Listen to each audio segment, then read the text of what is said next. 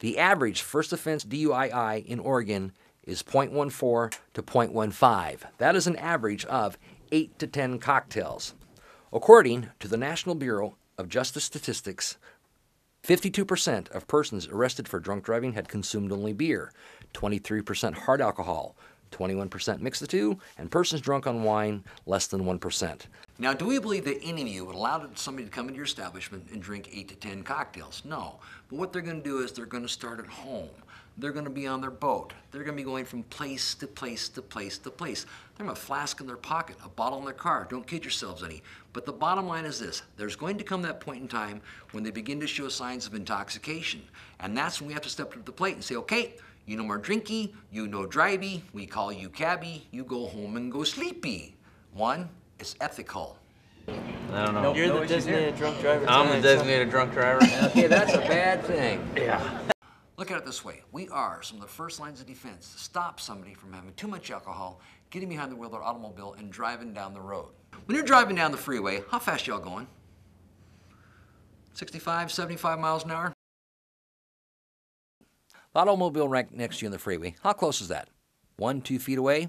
When you're going up a 2-lane highway, how close does that car go by you going the other way?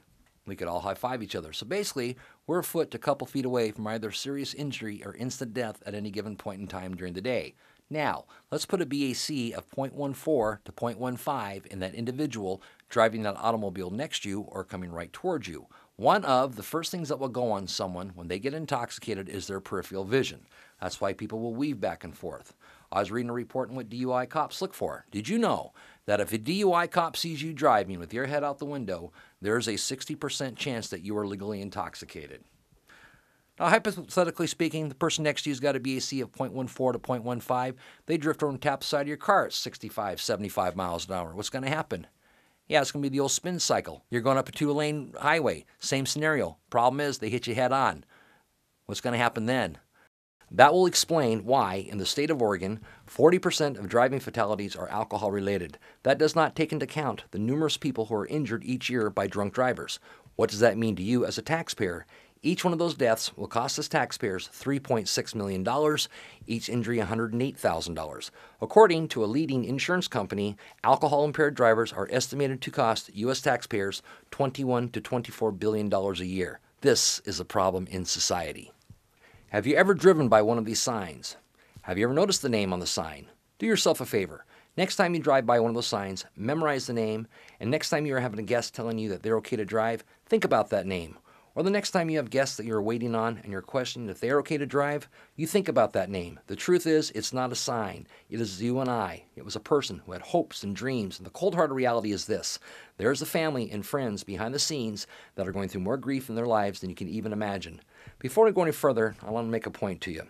When 50% of all DUIs issued are from on-premise licensed locations, and 40% of all traffic deaths in Oregon State are alcohol-related, that tells me that 20% of the traffic fatalities comes from people drinking in restaurants and bars. If every server and bartender in the state of Oregon took it upon themselves to make a difference, it may be one drink at a time, it may be one guest at a time, but together we can make a difference. No one is immune from it. The reality is this. Studies show that 30% of the population will be hit by a drunk driver. 80% of accidents involving alcohol happen between the hours of 10 p.m. and 3 a.m. On weekends, between the hours of 7 p.m. and 3 a.m., 10% of all drivers are legally impaired. Every 30 to 45 minutes, someone dies from a drunk driving accident. Before you've completed the seminar, between 4 and 5 people have lost their lives to drunk driving accidents. Puts everything to perspective, doesn't it?